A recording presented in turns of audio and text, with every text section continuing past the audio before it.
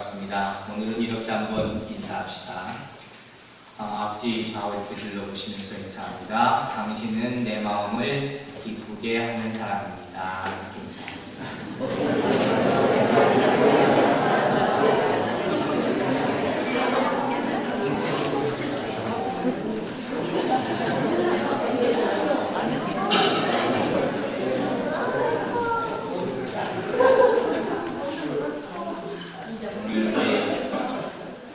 장로님께서 우리 기도하시는데 참 은혜를 많이 받았는데 또 제가 또 놀랄 것은 이제는 장로님이 앞에 나오셔서 기도하시기 전에 찬송합시다 해도 아무도 놀라지 않습니다.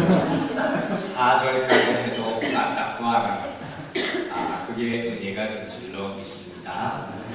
지금부터 약 1년 반 전으로 기억을 하는데 제가 고린도전서 강해를 시작을 했습니다. 그런데 그 순서로 제가 카운트를 해보니까 59번째로 오늘 마치게 됩니다. 여러분 다 알다시피 대부분 금요일날 고린도전서 강의를 했습니다. 그 가운데 여러분도 아시겠지만 금요일날 저녁에 사람들이 많이 오지 않았습니다. 그래서 제가 안타까운 마음에서 모든 성경 구절이 다 그렇겠지만 이런 구절은 정말 모든 성도들이 다 모일 수 있는 주일의 시간에 함께 나누고 싶다는 몇몇 구절을 선택해서 주일날 말씀을 나누다가 있습니다. 그리고 오늘 말씀도 거기에 배당할 수 있을 것입니다.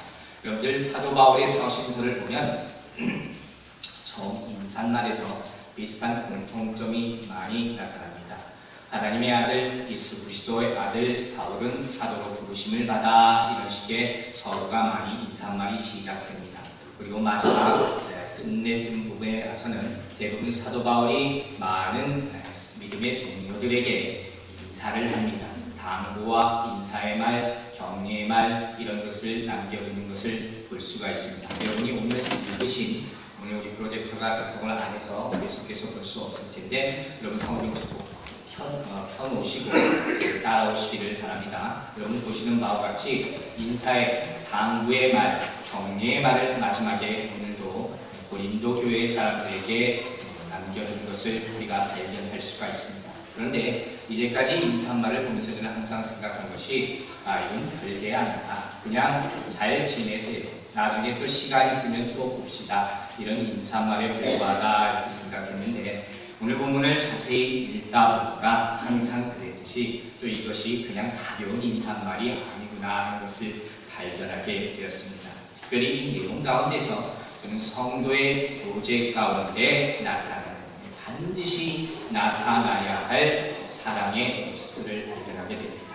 그리고 이와 같이 사랑의 모습을 실천하는 여기 나오는 몇몇 사람들의 이름과 그 사람들의 행한 일들 사도 바울이 말한 일들을 다시 한번 읽어보면서 오늘 여기 보인 모든 주의 아들, 형제 자매들도 함께 이와 같은 성도들이 되기를 이와 같은 교제를 할 수 있기를 바라는 마음으로 오늘 말씀을 제가 준비를 했습니다. 여러분 인간은 사회적인 동물이라 하는 말을 들어보셨을 겁니다. 이 말은 혼자는 살 수 없다는 말입니다. 근데 이것은 우리가 사회생활을 할 때만 적용이 되는 말씀일 뿐만 아니라 우리가 교회에서 신앙생활을 할 때도 마찬가지로 적용되는 중요한 말씀이라고 할 수 있습니다. 즉 다시 말해서 우리가 예수 그리스도를 만나는 것은 굉장히 중요한 사건이요 또 개인적인 사건입니다. 하나님과 나와의 1대1의 만남이 반드시 필요하다 했습니다. 그리고 그 가운데 정말로 극적인 체인 사도 바울이 이 다메섹 도상에서 예수 그리스도의 빛을 보고 거꾸로지는 극적인 체험이 있으면 더더욱 좋다 그런 말을 했습니다. 그러나 신앙생활은 개인적인 체험으로만 끝나는 것이 아닙니다. 예수를 믿으면 그것 플러스 알파가 더 붙여져야 되는 것인데 바로 교회에서 성도들과 교제하는 것입니다. 나 혼자 예수를 잘 믿고 거룩함으로 신앙생활이 맞춰지는 것이 아니라 함께 교회에 와서 서로 교제하고 서로 섬기고 부딪히고 또 상처도 받고 또 회복되고 함께 기도해주고 이렇게 하는 것이 바로 신앙생활이라 하는 것입니다. 그런데 우리가 처음에 교회를 나오시고 신앙생활을 하시는 분들은 되게 굉장히 순수합니다. 기대도 참 많습니다. 뜨거운 열정도 있습니다. 여기 가면 뭔가 바뀌어지겠지 그런 기대감으로 온다는 거예요. 근데 참으로 이상하고 안타까운 것이 시간이 조금 흐르다 보면 이런 기대가 실망으로 바뀔 때가 많습니다. 그래서 때로는 주위에서 얘기합니다. 너무 많은 걸 기대하시나 봐요. 신앙생활, 교회생활이 이런 거예요. 이렇게 될 수도 있습니다. 또 때로는 굉장한 열정을 가지고 여기서 내가 뭔가를 이루어야겠다, 바꿔야 말겠다는 그런 패션으로 교회에 나오는 분이 있습니다. 그러나 시간이 되면 그 열정은 식어지고 이 식어질 뿐만 아니라 그 열정이 예수에 대한 열정이 분노로 바뀔 때도 있는 것을 우리는 가끔 봅니다. 저 잘못된 것이죠. 처음에는 다들 굉장히 순수한 마음으로 교회에 나옵니다. 모든 것이 새롭고 정말 내가 하늘나라에 가 있는 듯하고 그런 마음속에서 정말 성령 충만한 것이 이것인가 그런 생각을 하면서 교회에 나옵니다. 그러나 시간이 흘러가면 그 순수함도 그래서 깨버리고 그냥 기계적으로 그냥 매너리즘에 빠져서 신앙생활을 하는 경우가 너무도 많다는 겁니다. 그냥 이렇게 죽을 때까지 이렇게 교회에 왔다 갔다 하다가 가야 되는 것인가 우리는 고민합니다. 그럼 이 일을 어떻게 하겠습니까? 대답은 간단합니다. 우리에게 왜 이런 일이 계속 반복되느냐? 바로 우리 성도 간의 교제에 문제가 있기 때문이라는 것입니다.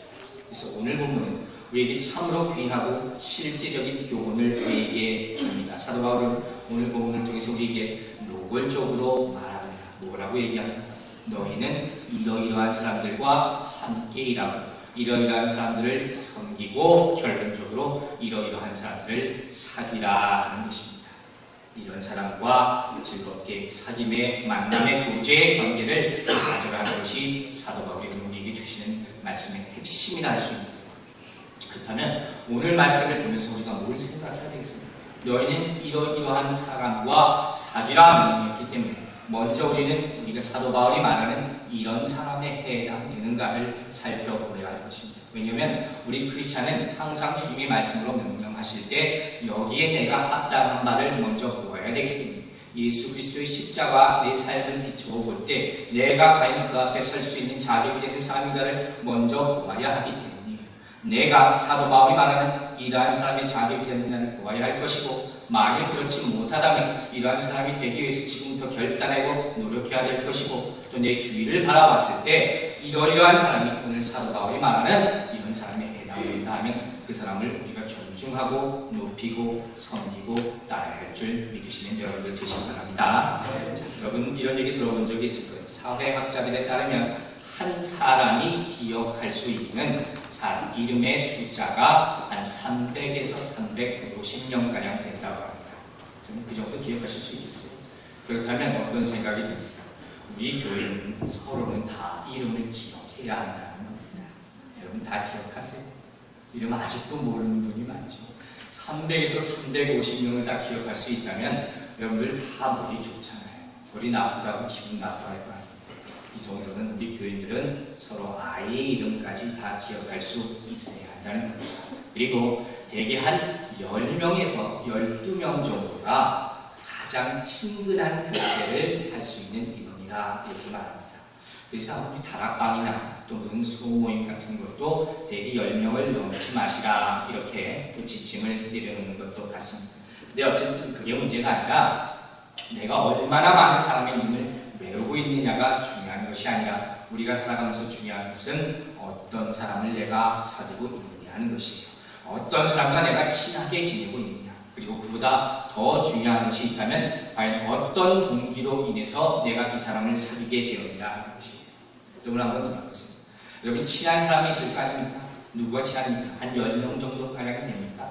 그러면 어떤 이유로 인해서 그 사람과 친해지게 되었는가 한번 생각해 보시기 바랍니다. 물론 혈연이라면 당연히 친할 수가 있겠죠. 또 친족관이라면 친할 수가 있겠죠. 또 동양이라면 친할 수 있을 것입니다. 제가 몇 차례 얘기하지만 제가 처음에 저기 왔을 때 경상도 분이 참 많다는 느낌을 받았습니다. 그래서 나도 모르게 어느 순간부터는 경상도 사투리를 내가